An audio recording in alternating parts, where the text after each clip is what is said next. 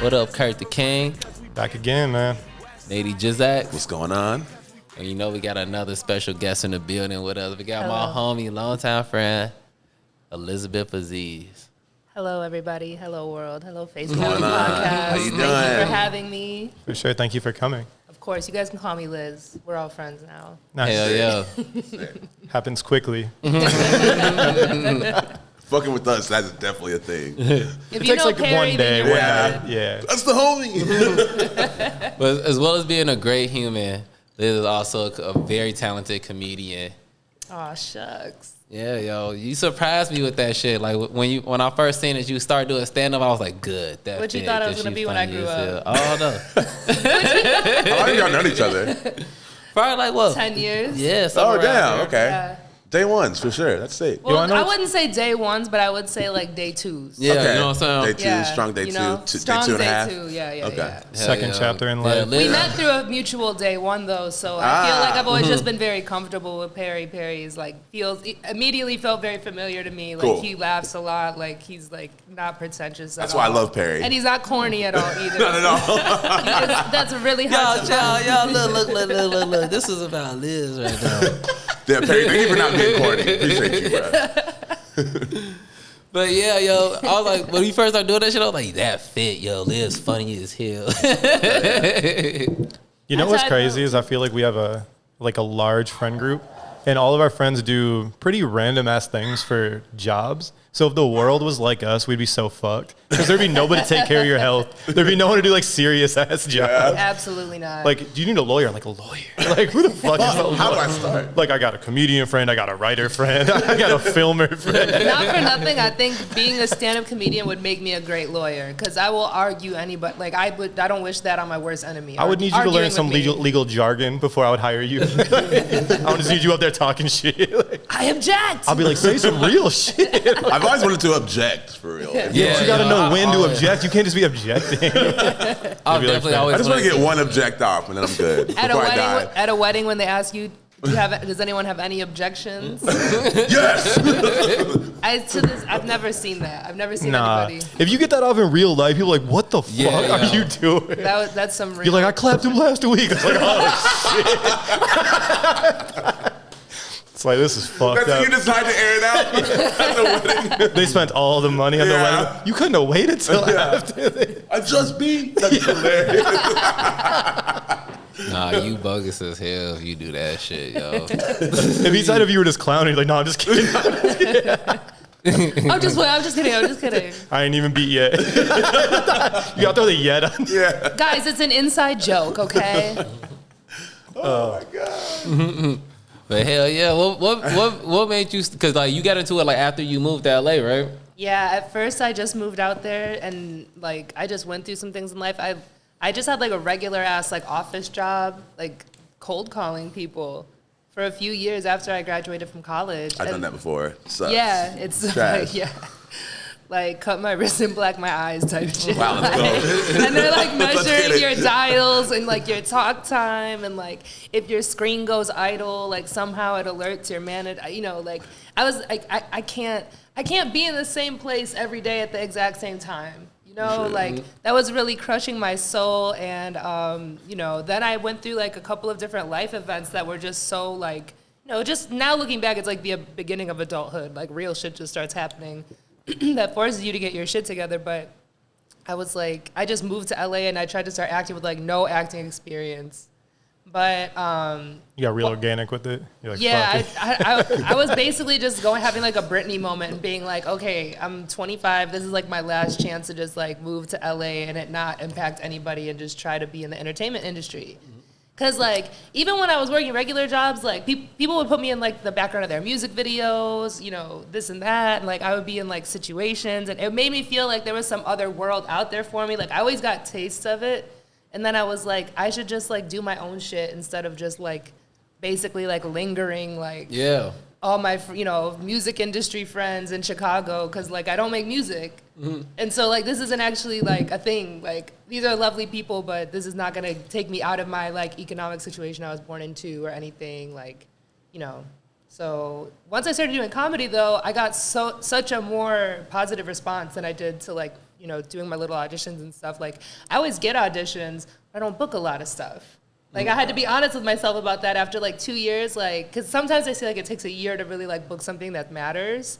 And it was like 2 years at this point, and I was just like, let me get these open mics off at least, because it'll build my confidence. And like, people always tell me that I should be a comedian.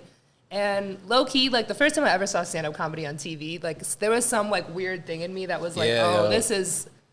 Yeah, I was like 5 years old, and I just saw somebody telling. I think it was probably like the intro of Seinfeld. Hell yeah! I always watch Seinfeld. That was my first vision of a stand-up. Yeah, I love that shit, yo. Like, I still to this day like let Comic View or something be like on Netflix. So like when they put Def Comedy Jam on, like I remember watching that shit when I was a little kid. For Def Comedy Jam's on there.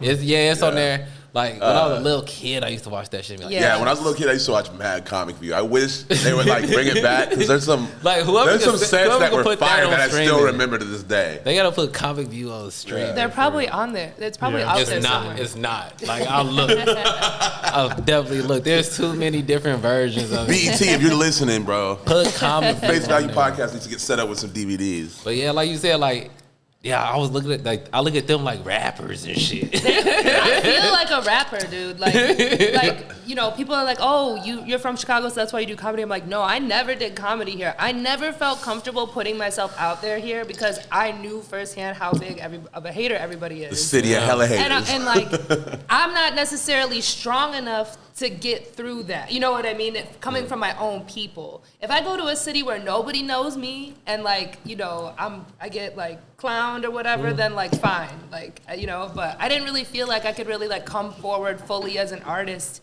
here to start off with, just because of the type of person I am. No, just because niggas in Chicago be hating, bro. They be hating, yo.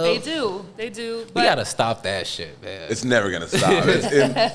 We gotta stop that shit. It's like in the water, bro. It's literally in the water because, like, I swear to God.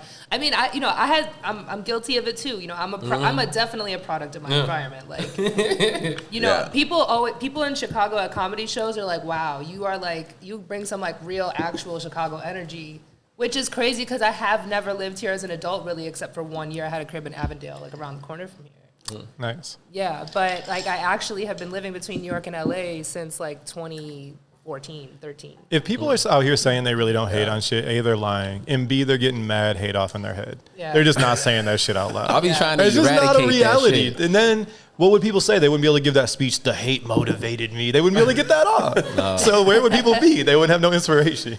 I'll be trying. That's all people love to say. I'll be trying to eradicate that shit. I'll be checking my homies like, hey, bro, stop hating, bro. You hate. I try to. When I catch myself doing it, I'll be like, Perry, stop. But you're self-aware though. No, go ahead. There's a difference between hating and having an opinion. 100%. No, yeah, it is. Yeah.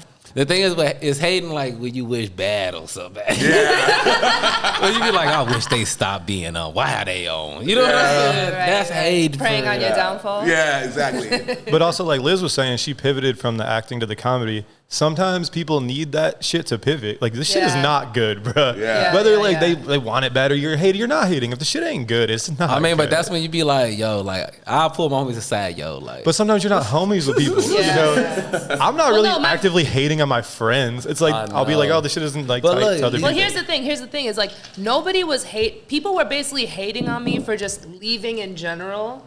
And like, for just even seeing that for myself, I felt like, because nobody questioned that I was acting, because I was honest with people. I was like, I'm out there, I have a part-time job, but I'm auditioning for stuff. I haven't been in anything yet, you know? And so it wasn't like people thought I sucked at acting. Like, people had no proof of concept for it. It's not like music where you drop little snippets and like people can get like a vibe off of it. Like, you know, people were just like, how's it going? I'd be like, you know, it's going. It's going. Like, but as soon as I started doing like stand-up comedy, I felt like a purpose, which sucks so much because the stand-up comedy like mainstream scene is so regressive and like shitty.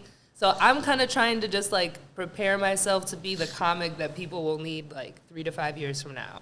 True. I feel like stand-up has a super big gap in the game where there's the underground scene, then the super popping people. Yeah. There's not a lot of middle ground in that shit where you're just like if you could tour like 500 cap rooms as a musician, you can make it. Whereas a stand-up, you either got to be fucking popping or you're just grinding that shit out. Yeah. There's not like that middle tier. Until you get that Netflix special, then.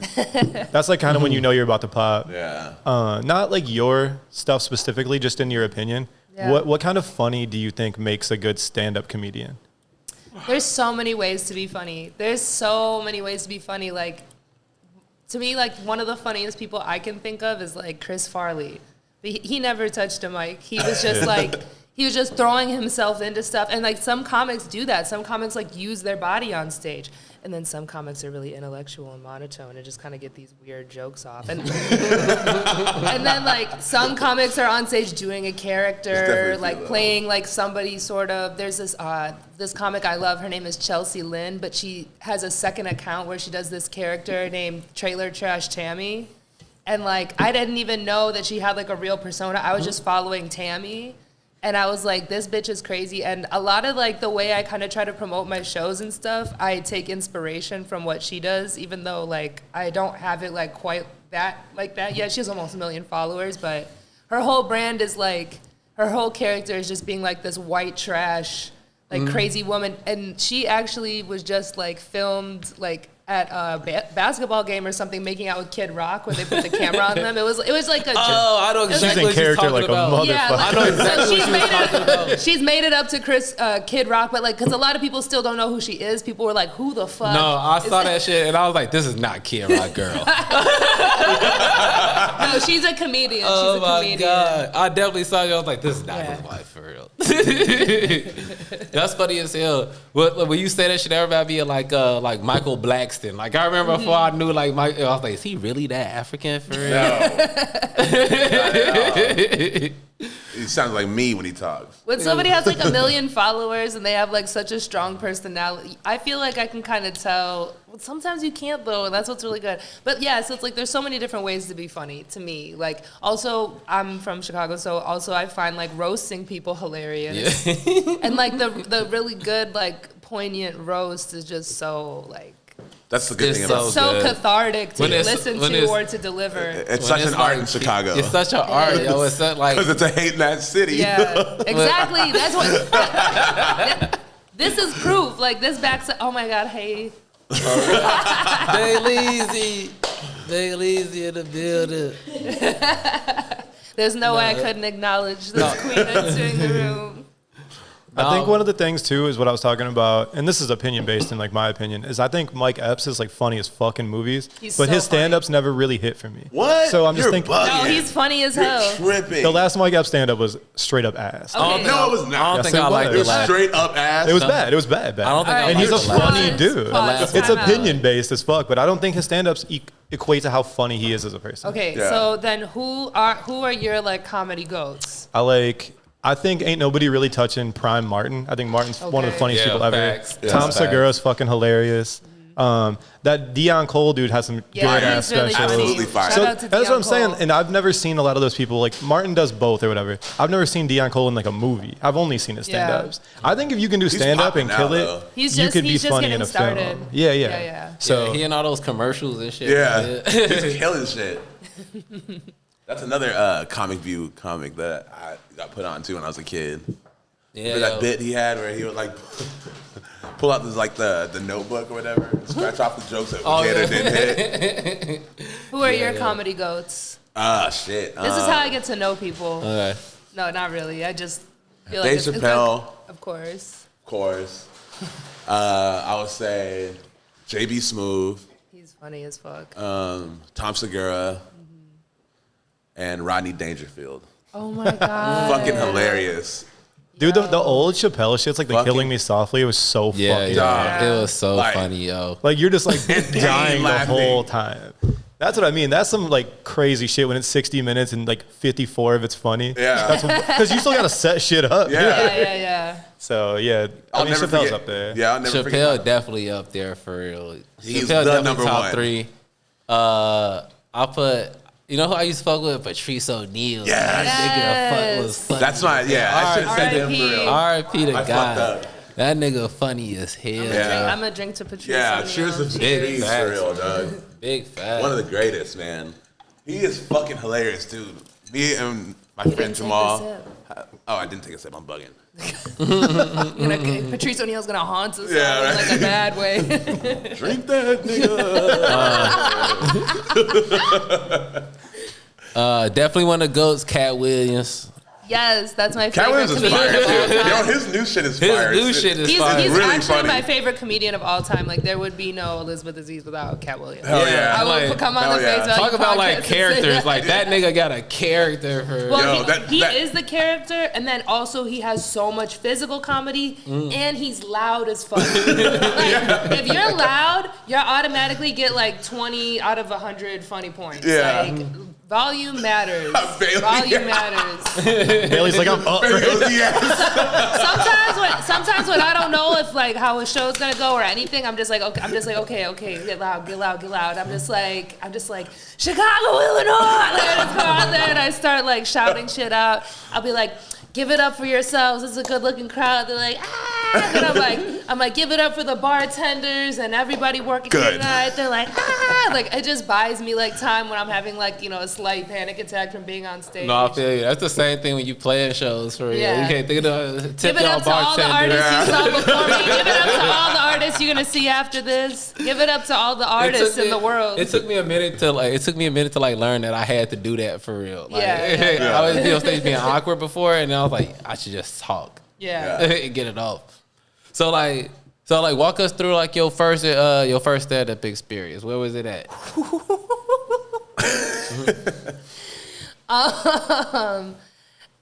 It was okay. Well, the first like time I was ever on stage telling jokes I wrote was probably 2013 when I was in college, and it was like a roast of our friend on campus who was just like he just did too much. So for his birthday, he did too much to the point where like they threw a roast of this guy. But he was cool. He tried to teach me how to DJ. He was like trying to make me into his prodigy. Like, then he asked me if I ever like thought about anything between us, and I was like, no, G. Niggas be trying to turn prodigies for real. Right. You taught me how to use like Serato for 30 minutes. Like, you think I'm gonna let you smash it? He's like, I ain't clapped yet. This is 30 more minutes, I'm in that video. Oh, you want to blend? Shut up. While we go blend our parts together. I can't. What was the? So they did a roast of him. And I had a lot of shit to say. I just roasted him right now, but I just basically said all that and plus like 10 times more. And then like that, people thought it was so funny that they had me like do an encore of the exact same roast at the end of the night when everybody was like way more trashed. And I was like, that doesn't even make, that made me feel really good. But also it's like our friends, and it was like everybody knows this guy, and I'm just like basically dragging him for being creepy. So no disrespect, Lee. Shout out to Lee. Shout out to DJ Stagger Lee. But You said it by name, God. Yeah, I said what I said. But he's cool. But yeah, so that was my first time doing jokes on stage. My first actual intentional stand-up set was at a bar on Hollywood Boulevard in like the really weird touristy part of Hollywood, like on the boulevard, like where all the stars, the Walk of Fame, and Ripley's Believe It or Not, and it was called. Shout out to Ripley. Shout out to Ripley. It's called like the pig. It's called like the something pig. Fuck, You guys man. good? What you over there watching, bro? That sounded crazy. Is now the time? You're fucking your Pornhub algorithm all up. But yeah, it was like some weird music mic, and I didn't know it was gonna be all musicians and just me. So everybody was like very forgiving. Two of my best friends at the time were there. There's still like people I'm super close to, but they were my like roommates in LA. They were like my safe space, and they really encouraged me. Shout out to Matt and Sid. They really encouraged me to actually go. I wore like a crazy outfit. Like I was like, thought it was like, it was like, like just some hideous like bright ass dress. I was like I was seeing it as like I'm Lady Gaga or something. You know what I mean? Like I didn't really get it that like I should just wear something so that people can focus on me. Like I was like, I have to wear like the loudest clothing I own. and any time given. So, but yeah, then I started figuring it out, and like I did really good. I went on stage, and like I had 5 minutes, I think, and I thought the joke I had written was gonna take up the whole time, but then I had like mad time left, so then I just like got off stage because I feel like I wanted to give like a solid performance. I didn't want to stand up there and be like, like I didn't know what to do, so I just like removed myself from the stage. And then my friend, like I ran to the back, and my friends were like, "You were doing so good. Like, why didn't you stay up there?" And I was just like, I didn't have any other jokes. That's when you realize how long 5 minutes is. Yeah. When you think of 5 minutes, you're like, that ain't shit. But when you're just standing there talking, 5 minutes is a long time. It's a long fucking time. That's why when That's like 60 seconds, big artists times. that do, or even those the Netflix shits that are 60 minutes. Imagine staying there for 60 minutes. It takes years to work up to doing 60 minutes. Like, it's something that people practice. I would need a teleprompter in the back to remind me what time it was.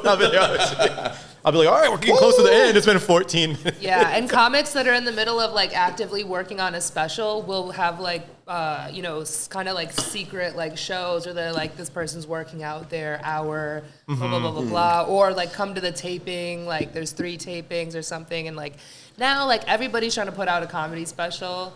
Like I feel, but for me, like, I don't really even think I'm necessarily ready to put out a comedy special, but there's like a story that wants to come out of me. Oh yeah. And it's been like a couple years that I've been thinking about like this piece. It's gonna be called Live from the Brickyard Mall. Oh, that's the Fullerton John, huh? Yeah. Between Diversey and Fullerton. Wait, how long are your sets now? Right now I can do 10. Oh yeah.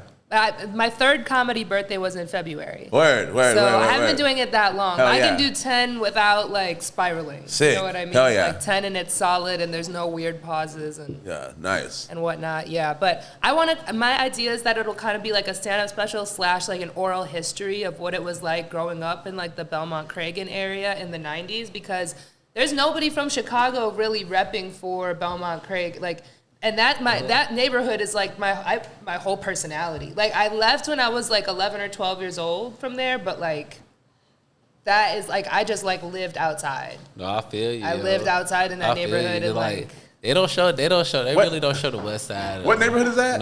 Belmont Krane is really close to here actually, but it's really different. It borders like Austin. Okay. But then it also borders like where we're at now. It's that's like where Zach and Jenna live. It's like north. Okay.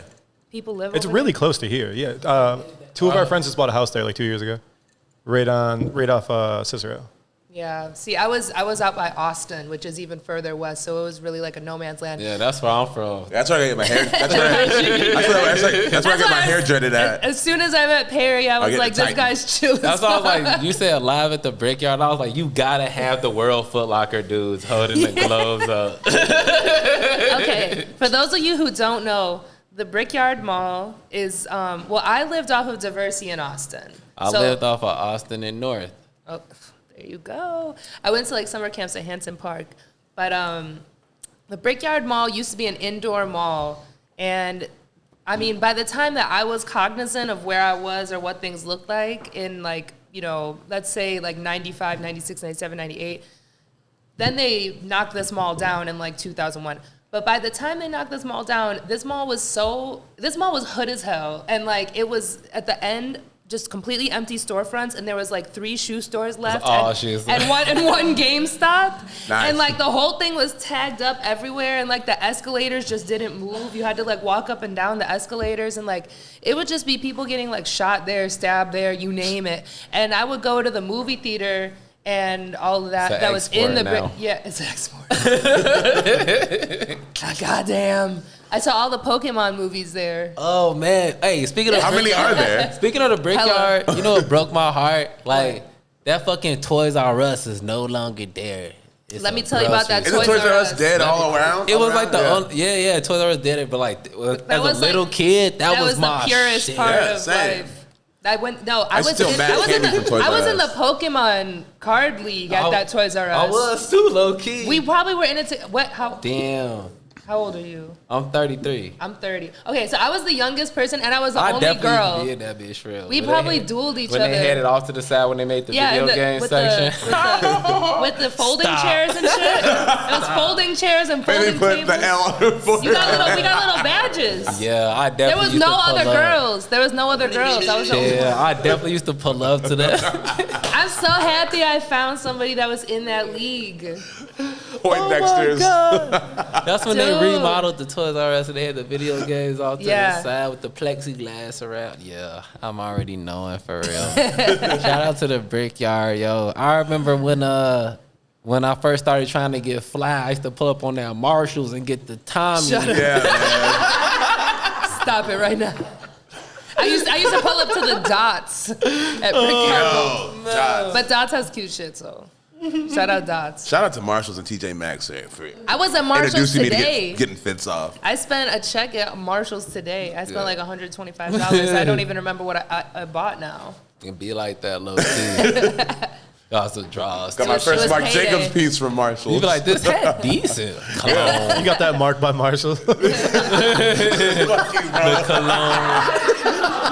Nah, it was mainline Marc Jacobs. It was a little windbreaker. He didn't make it exclusively for Marshalls? Nah, I didn't make it exclusively for Marshalls. You didn't see that collection? That was fire. You'll fuck around and catch a piece, boy. You'll cop a piece. I've got some pieces at Marshalls, TJ Maxx, Ross, you know. Like, yeah. All of the above. All the above. I didn't call it a piece at Nordstrom Rack before. Oh, some shit. I went to Nordstrom Rack today, too. You know how they say TJ Maxx or Maxxinista? I was a Nordstrom Rack-sanista. I used to work in Nordstrom Rack. I used to hide mad That's shit. why you fly. You have a nice outfit. Like, you look like you learned. I worked at Banana Republic for like 2 months in high school. I don't know how I ended up there.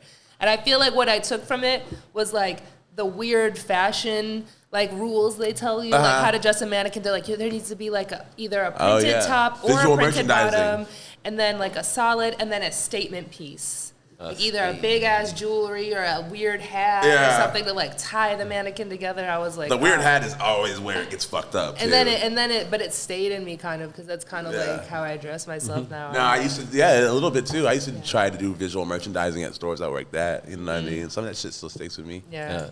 You'll fuck around and go in Nordstrom Rack and get some shit that you're not supposed to have. Duh. You know how much it's like way out of your pay grade. You know how much APC and Alexander Wang shit I have collected? That's what I'm saying. You'll go there and be like, this APC? Yeah, because you can return shit from actual Nordstrom to the Rat.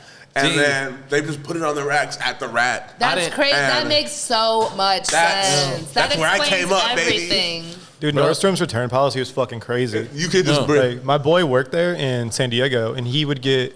We were young. We were like mid-20s, and he would get a 2-week check for like 4 bands. He'd be like, "I'm running it up because it's commission." But the return policy is so fucked up that they'll like stack your returns up and then take it out of like 2 checks later. Yep. So he'd get checks for like negative $300. Yeah. Because people would return all the shit. Yeah. I would die. That's no way to live, bro. And the return policy is you can take shit back anytime, no receipt. Oh, no I had receipt. a friend that bought a Dior suit, and he was like moving. He's like, I forgot I bought this Dior suit, so he returned it to Nordstrom, got all the bread back. He bought it 7 years before.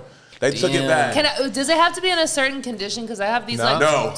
Are you fucking serious? No. I'm about to make a fucking stimmy back off these Givenchy shoes. Run it up. Yeah. You just be like, I want to return it. I'm sure they've changed it by now. No, because I've heard that before. I just didn't believe it. I had to hear it from somebody I actually know. Somebody was like saying that shit on TikTok, and I was like, okay, yeah. Hard fact. And I don't know if they plan on changing it. Alhamdulillah, I'm about to abuse that shit. Yeah, you fuck around and get some shit you weren't supposed to have. No receipt.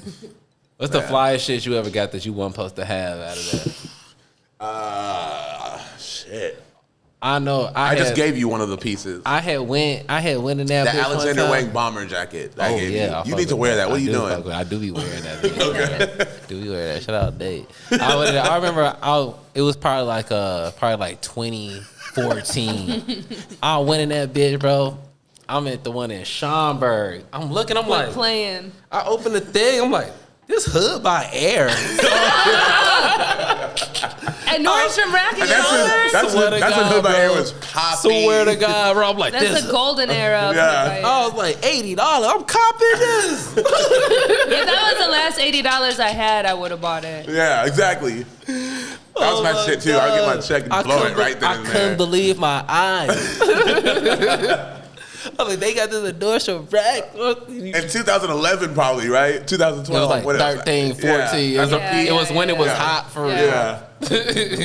You would fuck around and come up with some shit. Shout out to Hood by Air. Shout out to Shane Oliver. Shout out to Ian Isaiah. Oh, hell yeah. I was an assistant. I was Venus's assistant at Ghetto Gothic. Oh, word? Yeah. Hell yeah. Yeah. She's still a good friend, and that was a whole movement at the time. Sick. And Yeah, that I was out in New fucking- York at that time and working at those Ghetto Gothics and like seeing all these people, you know, that were kind of informing that look. And like, you know, Ian would MC all these events, and like Jito would host a lot of them, and it was really good energy. Like I was just like kind of like I was part of the environment, but I was just working at the door, you know. So I was always in work mode. I was never on the dance floor or anything, but you know, I would have to wait at the end of the night. We'd count all the money down. I'd have to pay those people out. You know? So you like fill so many people came for real. through. Yeah. So many people came Shout through. out to Venus X, man. Shout out to Venus X. She really started a movement.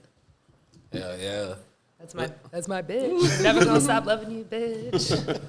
Well, shit, we go ahead and get into this break then. You got the song? Yeah, introduce that shit. Yeah, this a motherfucker I just ran into, found out about. Oh man, I like his music though, so we're gonna go ahead and play the break song. This my boy Ron Gerald. That name is funny as hell. Yeah, that name is funny as hell. Hey, He sounds like an R&B singer for real. Shout out He is to an Ron R&B Gerald. He is.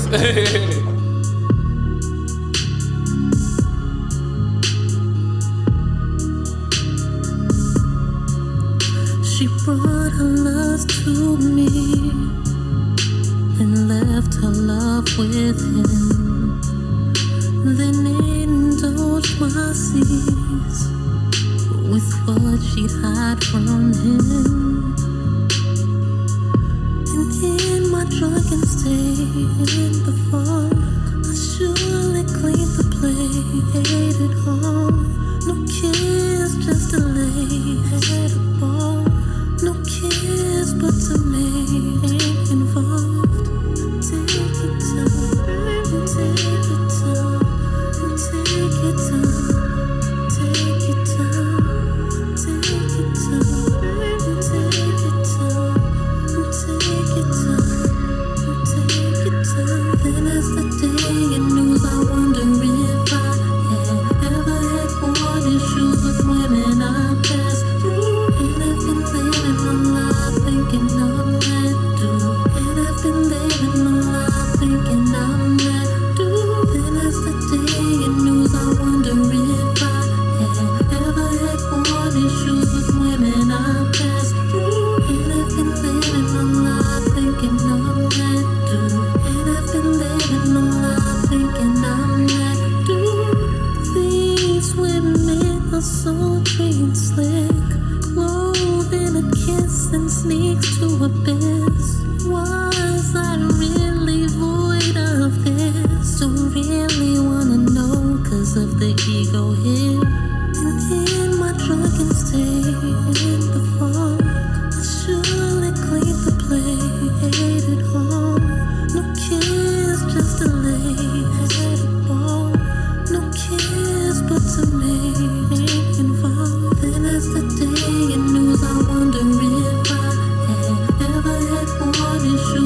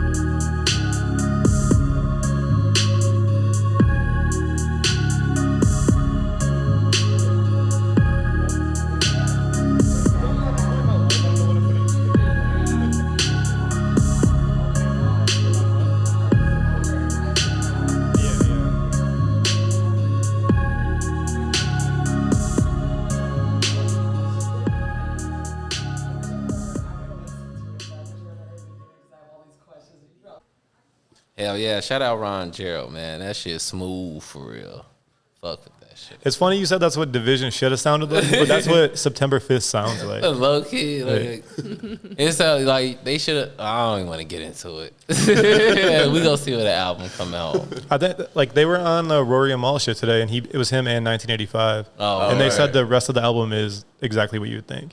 I think they just needed, dude, Division's been trying to pop for fucking 6 years. Yeah. They just needed something to get talked about. I don't like that corny, like, toxic R&B shit. Yeah, that shit is... I'm over that That shit, word needs to be just removed from the fucking word. That's what they trying to do. I'm so tired of the word. They want that word to be on so there. Misused. God damn. You guys want to know something funny? What? I was in the background of a music video for this OVO artist named Baka Not Nice. Yeah, I fuck with Baka. Shout out to Baka's more than an artist. Baka put in real work for OVO. I fuck with Baka. I'm just recalling that. I'm recalling this memory from a deep place in my brain because I haven't thought about it in a long time. But in his video, I'm standing next to Division in my shot. Like Daniel or 1985? Division. Daniel, the Daniel. Yeah. D. He introduced himself as D. Because that's what he was trying to give it. I'm about to give you. No, he was cool. I was waiting for it. He was cool. He was I don't know. He wasn't focusing on me. I'll just leave it at that. But he was really nice, and like that's where the director like placed us, and so it was cool. He was cool to stand next to. That was funny to see. Shout out to OVO. Shout out to Drake. I'm here. Like I feel like Drake likes bitches that look exactly like me. Like that, his baby moms. I'm like, that's a very specific look. Yeah. That's a very specific look. Pretty sure he on the record said that was a mistake. He's like, I didn't really mean to take it there. Yeah, of course, but like, I think he's equal opportunity. He be spreading it across the board. No, he does across the board, but I'm just saying, like, dark hair and like, but like weird. Has a fat ass. Light skinned girls with fat asses. He just fucked up his hot sauce routine. That's why he was like, I gotta get on. Right. Oh my God. For a second, I forgot what you were talking about. The hot sauce routine. He was like, I forgot. Fuck. That is so. Oh my God. Famous people are crazy. That's not actually true, is it? Yeah. Why would you do that? He gotta erase paranoid. it. Just flush the toilet or something. It's not your crib. Probably, it's probably not at his crib. You gotta worry about the plumbing. That's probably his crib, yo. He ain't trying to fuck with them plumbing niggas for real. Plumbing niggas. You gotta worry about when you gotta have somebody at the crib and shit. You just gotta get those flushable wipes and wrap it in the flushable wipe and then. No, just because you wrap something in something else that's flushable doesn't make it flushable. By the time it gets out of my system, it ain't deterred to what's inside. Nah, that shit, out of here. Your shit gonna be flooding, boy. Your shit gonna be at the wrong time. It always floods at like the worst possible time. But doesn't when cum hits oxygen, all the sperm dies? You can't take some old cum from somewhere and make it a baby. I can't leave it to chance. Then how do sperm banks work? Because they keep it in certain conditions where it's still alive. You can't leave it to choice. You see what happened. You just said it. He made a mistake before. He cannot. Back into Louisiana. That's crazy. Well, Liz, who your goats? Who are my comedy goats? Yeah, we get into your comedy goats. Okay, so my comedic influences, I already said Chris Farley. Cat Williams is my favorite stand-up of all time for many reasons, past, present, and future. I would also say I grew up like watching Nick at Night and seeing like Lucille Ball and I Love Lucy. True. So Lucy, Joan Rivers, SpongeBob is a comedic influence of mine for real. Funny as fuck. I remember the first episode of SpongeBob airing, and I was that's one of the first because I remember seeing they dropped like a teaser for SpongeBob at the Kids' Choice Awards, and like I remember writing something about it coming out so I could remember it for myself, putting it on the fridge, but not being able to like reach the handle of the fridge. Like I have like very early childhood memories. Anyway, so SpongeBob, Chris Farley, Cat Williams, Wendy Williams is one of my biggest comedic influences. Are you fucking joking? Why? Have you watched her, like, just her pacing? Okay, I'm really interested in low energy comics. Okay. I'm really interested in like low energy, like basically lounge comics. Like Wendy Williams is literally like just lounge. Everything about her body, her look, her set for her show, like the shit her she body says. is super loud. It's just like, back what up is, off me, bro. and like, you know, she'll just be in the, I mean, I know, you know, Wendy has like some things going on, like prayers up for Wendy at all times, like protect that woman at all costs. But also at the same time, like her show was like cursed as fuck. Like I used to watch the Wendy show like during the day. Like I would like, it's on my YouTube subscriptions, and then she just like went off air and like other people started taking over. Like Michael Rappaport was hosting Wendy Williams. But I mean, like whatever. Like no disrespect to Michael Rappaport. My bad. Like, See, I'm hating. I'll fuck with Michael Rappaport. Yeah, he's kind of funny, but I mean, I don't know what all of his like. You know, I don't know him that well, but from what I thought he was a funny host. Like he was really excited about the Real Housewives drama, and like he has such a thick accent. It's funny to hear like a straight man with such a. He's like, so on this week, you can't believe blah, blah, blah, blah. And like he really watched that shit, and I was like, LOL, because I don't watch that shit. But yeah, so Wendy Williams is a huge comedic influence of mine, just because she's so camp, and she, you know, she's just like, how you doing? Like she's kind of like the nanny in that sense, where it's just like. Yeah. Hey toots, like just that kind of like freak, like unstable female energy that's like you never know what's gonna happen at Krane's house. Like I love that. Like I can't wait to grow up or, you know, be older and play like, you know, I really want to play like a villain in a children's movie, like a Cruella de Vil, like just some sort of like little kids. Yeah, that's how I feel in real life for real. So yeah, yo, so that's how I be trying to dress for real. Like I try to get like a long evil coat off. I also really like Gabriel Iglesias. I feel like Fluffy. Gabriel Iglesias? Yeah, Gabriel Iglesias. Where? Is it Iglesias or I don't know if it's Iglesias. Yeah. Okay. I thought it was like one letter different from Enrique Iglesias. Oh, was it? I don't know. But Fluffy, he's very funny because he's another one who's like loud and very like effusive. I don't know. I like the high energy comics, but I like low energy comics. I feel like, you know, I struggle with mental health. So I'm not always the same person. So I'm trying to like learn how to work with like whatever state I'm in. Yeah. And I take a little bit of something from a lot of different kinds of funny people. Mm-hmm. I mean, that's basically how it works. Like with anything, like nothing's original, you know what I'm saying? But it can become somewhat original if you just like take a little bit of like 100 things, you know what I mean? Yeah. Like, I think too, a lot of people, a lot of shit they find funny in that manner is things they can relate to in the way you spin it. Yeah. Like if it's some shit you've been through and you're just saying it in a funny ass way, because you're like, oh, I relate to that shit and that's hilarious. Yeah. Or that's why when comedians talk about situations they've been in, it's just funny as shit usually, because they have a great way of describing the situation. Yeah. And it's funny. And you've been in similar situations where you're like, yeah, that's just fucking hilarious. You know what I mean?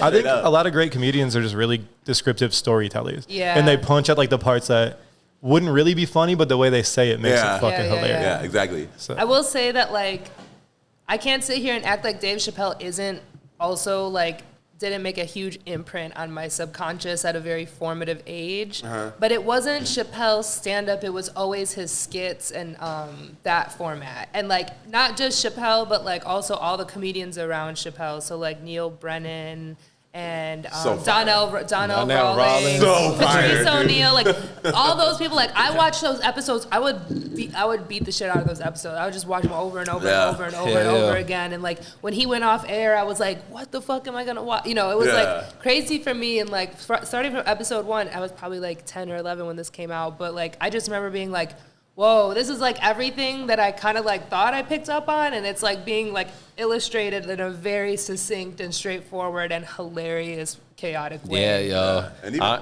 go ahead. No. I'll say I remember like calling my homie, be like, hey, you watch Chappelle tonight? If you be on the phone watching that shit. When like, Chappelle was out, AIM was out. Because I remember sitting on AIM being like, shit's about to come on, shit's about to come on. I was Thursday. Bro, Thursday night, baby. And he was like, he could ride a skateboard. He'd be wearing like Bape and shit like that. Like it was just like all the shit that I liked right there on that show. It blew my fucking mind. That was when like, that's when motherfuckers was wearing blazers over t-shirts and shit.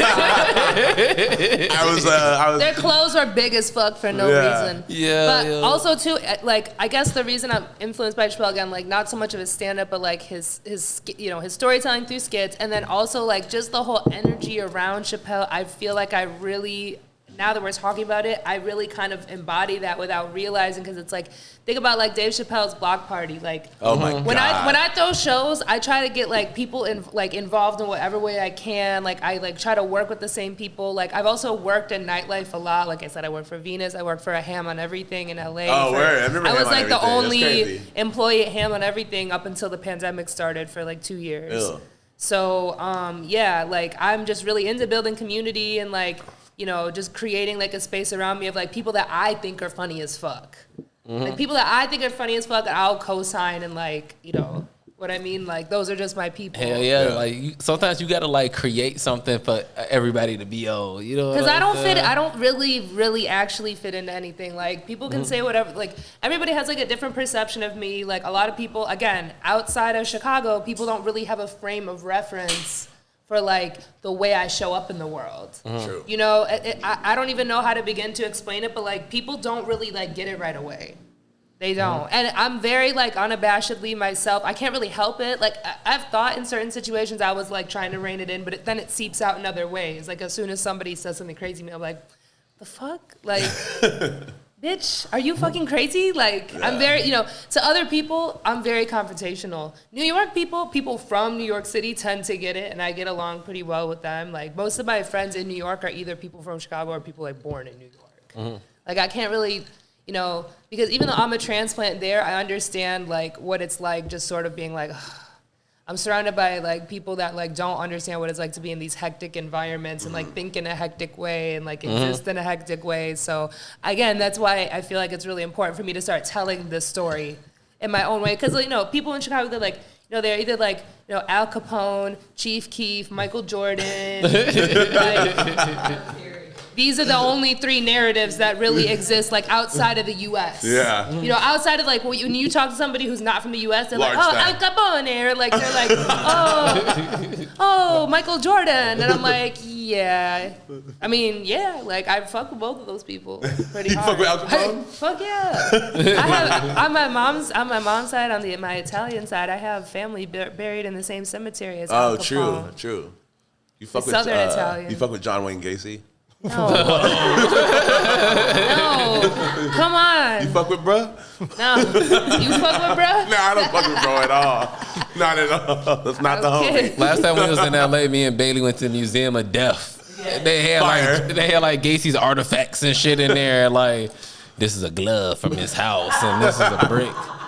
But you know, bitches are like trying to go there. Oh, people are going there. I went to the one in New Orleans, and that shit was bumping. John Wacy's crib? They have one in New Orleans as well. I think the first one was in New Orleans. Museum of Death. You can go in like rooms and watch like weird ass videos. It's kind of fucked up in general. Gus, what up, What up, man? I don't know how I feel about Museum of Death.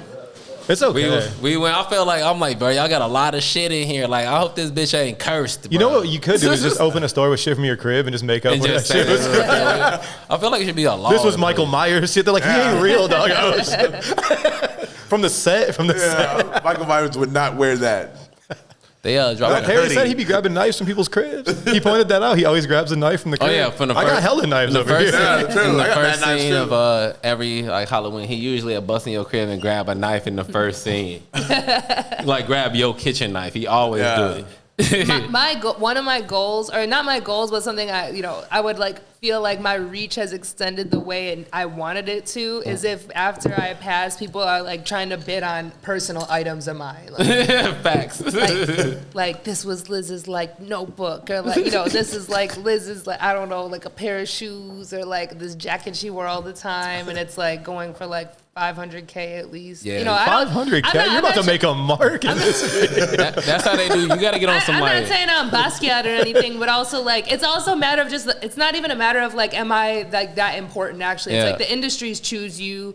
You know, whoever writes history kind of has to choose you and elevate you in these narratives, right? So it's like, I think all of us are equally talented. Like there's I know a lot of people who I feel like are as talented as Basquiat, but it's just like, or, you know, as beautiful as Marilyn Monroe, or like this or that, or like whatever. But it's like, it's a matter of kind of like who the industry chooses. So it's like, do I necessarily like expect that? No, but I feel like I would feel like I got like, you know, I represented hard enough in my lifetime for like people to like want my shit. That's like some, Yeah, definitely. that's like some Prince shit. True. Speak it into existence. You know what I'm saying?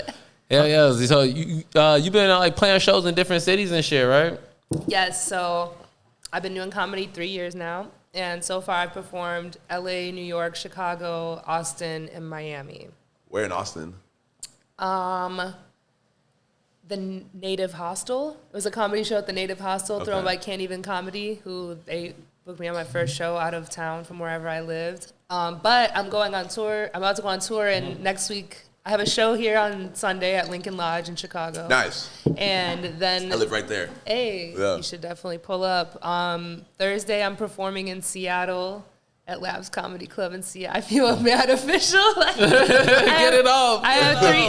I'm doing and then the 13th and 14th I'm doing 3 shows at a club called Cheaper Than Therapy in San Francisco.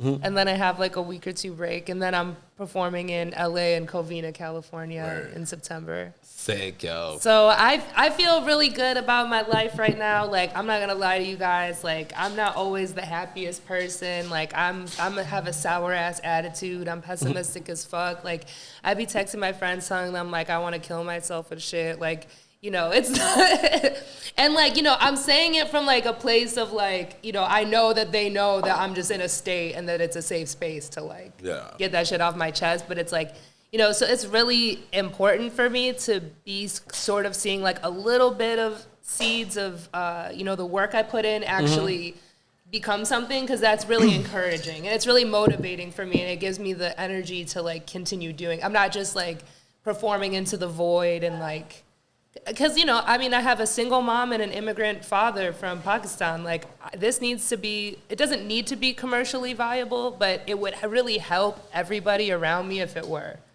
So I'm kind of like working from a place of like, there's people, you know, there's people around me that also deserve to like live a good life and like have a platform. And I want to put all my friends on creatively. I want to put everyone around me on like, you know, stability wise. So I got shit to do. I feel you, for real. I got a lot of work ahead of me. I feel like in that comedy lane, all those energies can equate to good material, though.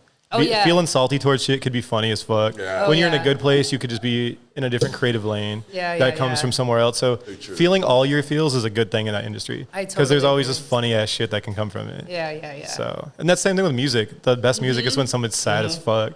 Like, ain't nobody really trying to hear happy music. You know, like, happy song is sick. That's why we all always like go crazy when Future goes through a crazy public breakup. Oh yeah, you knew after Lori Harvey you were getting some shit. Yes. He was on that 4-2 Doug song and he was like, tell Steve Harvey I don't want his daughters. I'm like, damn, bro. I don't want it. Shout out to 42 Doug. Yeah, 4-2 Doug's a beat. It's sick. Detroit, Michigan. 3-4-2 for real. Since we just came off the New York subject, you might not have any feelings towards it at all. What do you think about the Desus and Mero split? Woo! I mean, they came out and said themselves that they had been talking about splitting up for like a year. But I was actually filmed in a segment for an episode of Desus and Mero that didn't air. They didn't use that segment at all. I'll be salty. I'm not salty because, so on that set, I met Mero briefly. And like, I was going to try to, like, you know, this was only like in November, this past November, and I was just like, okay, like, actually I think it was in March. I don't know, it was chilly out though, but not wintry, so either fall or spring, whatever.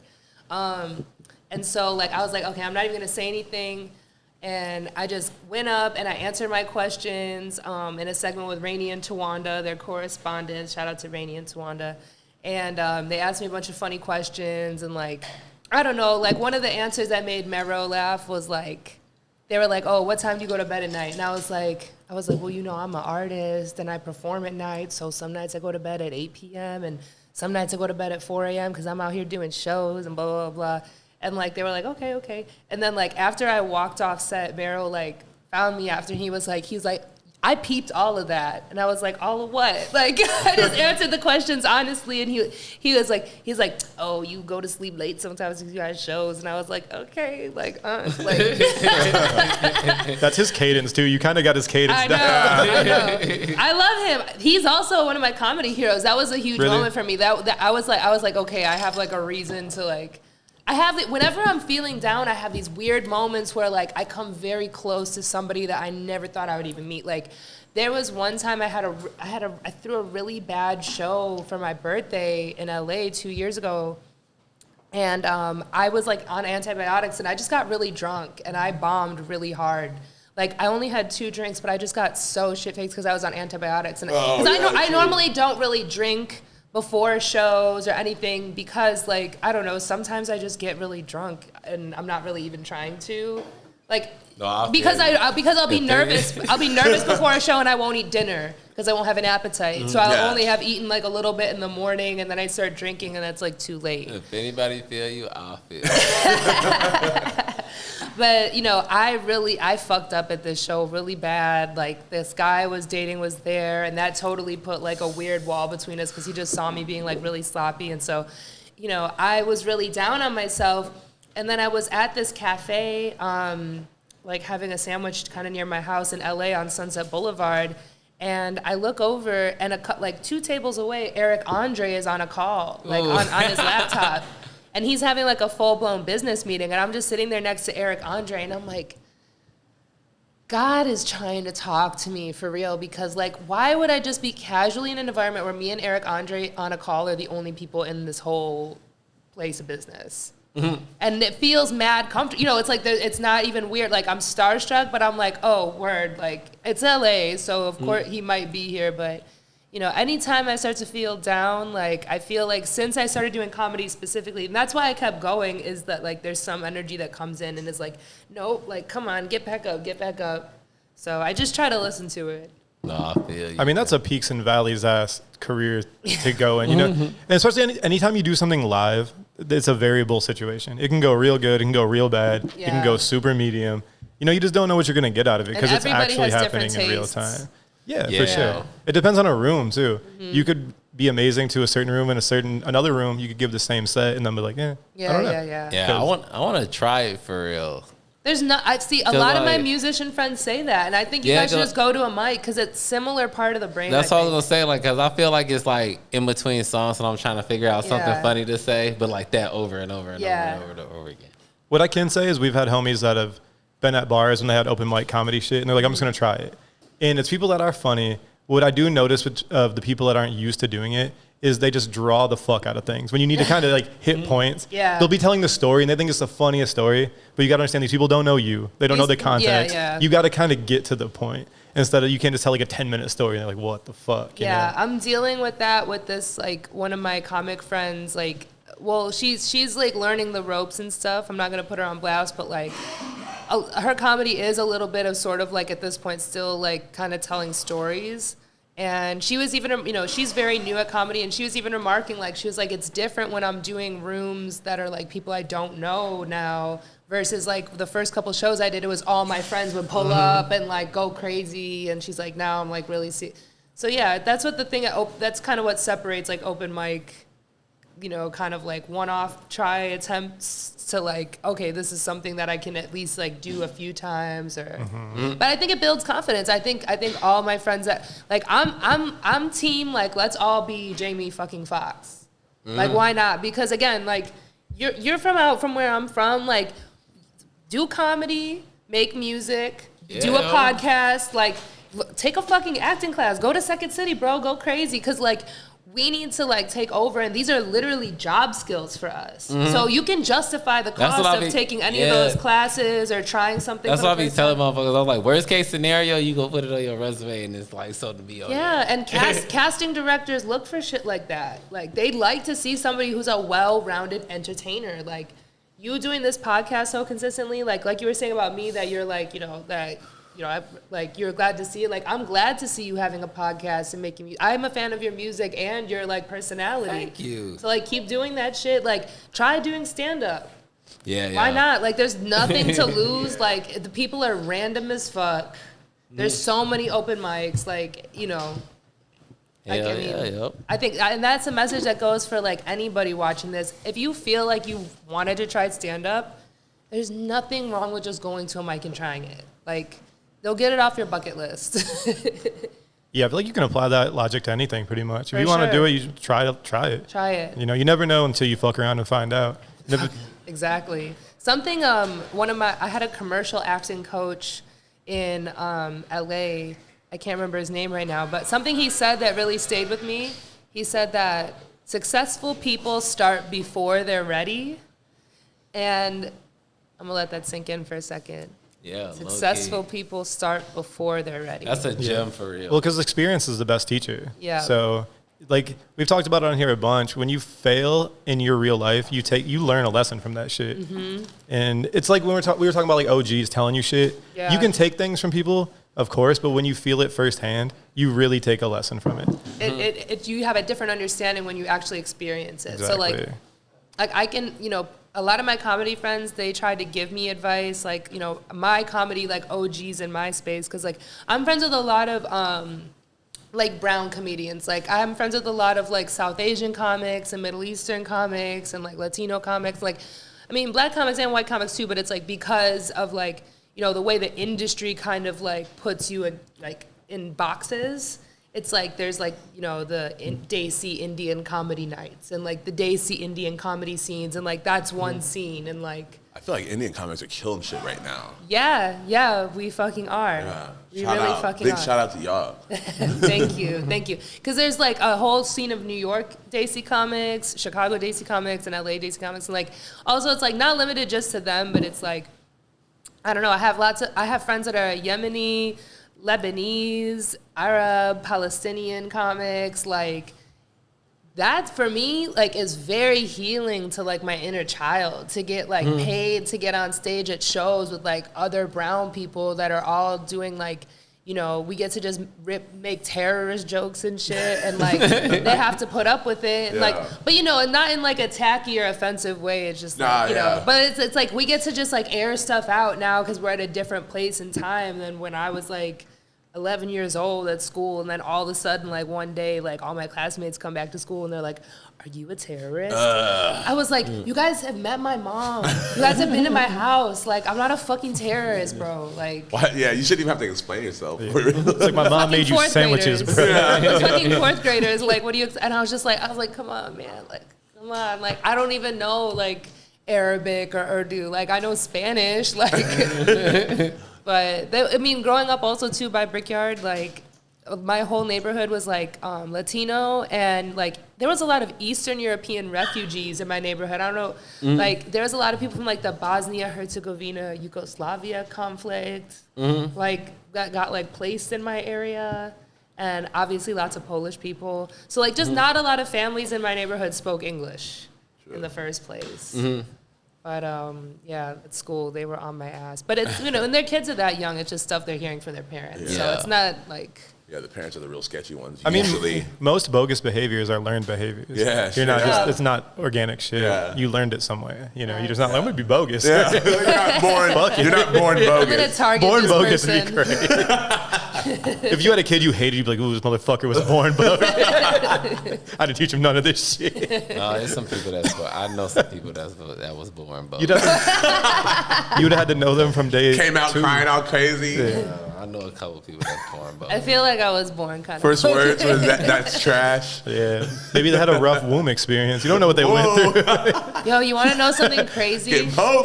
You're like, what the fuck? Another thing. Okay, so I'm not real close with my dad, but when I'm in a bad place in life, when we talk on the phone, he always reminds me. He's like that when I was born and they put me on the table and they went away to go get something to clean me off, that I flipped myself over on the table after I was born, and that. He was like, whoa. And then the nurses came back and were like, did you flip the baby over? And he was like, no, I didn't touch that thing. You just turn your baby face down. And they were like, we've never seen like a newborn like flip themselves. Yeah, because they got those weird like muscles that don't really do anything. But then my immigrant ass father is always like, you're very powerful. Like you can accomplish anything you put your mind to. Love. That's super love. He's like, you were born struggling. And I was like, I was really born struggling because I'd really be feeling like, but that's like what my Instagram story and like Twitter has been all like. Even before I was officially doing comedy, like I was posting in a way that was like, I know people are gonna think I'm serious, and I am serious, but also like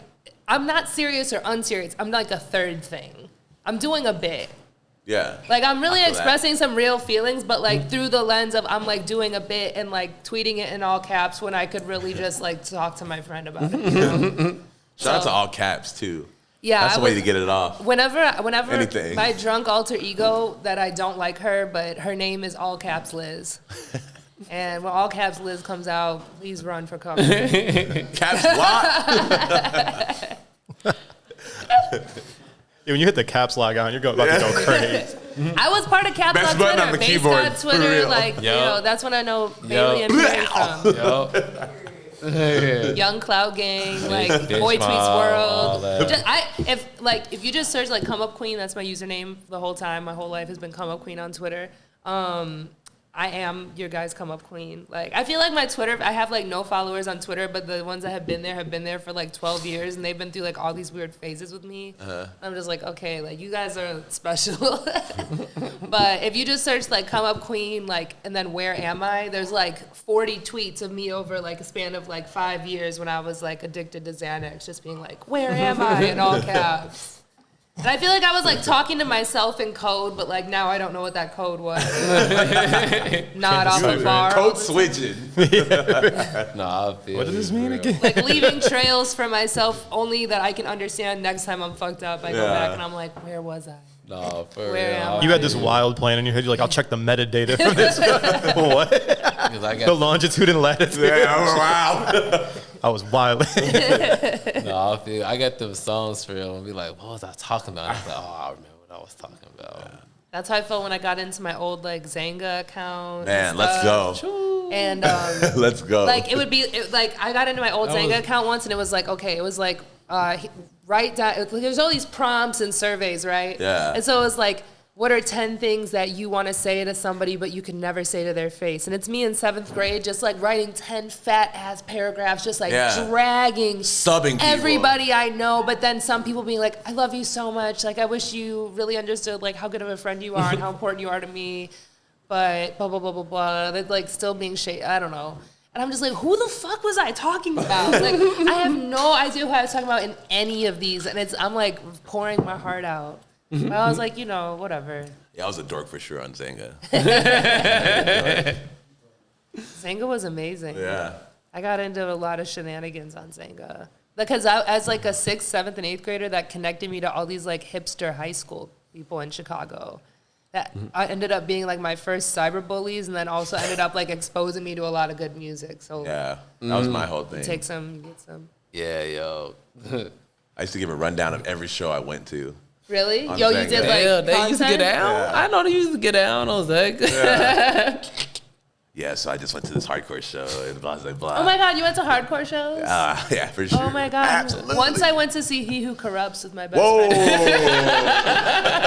friend. Once? There's one star. It's one time, right?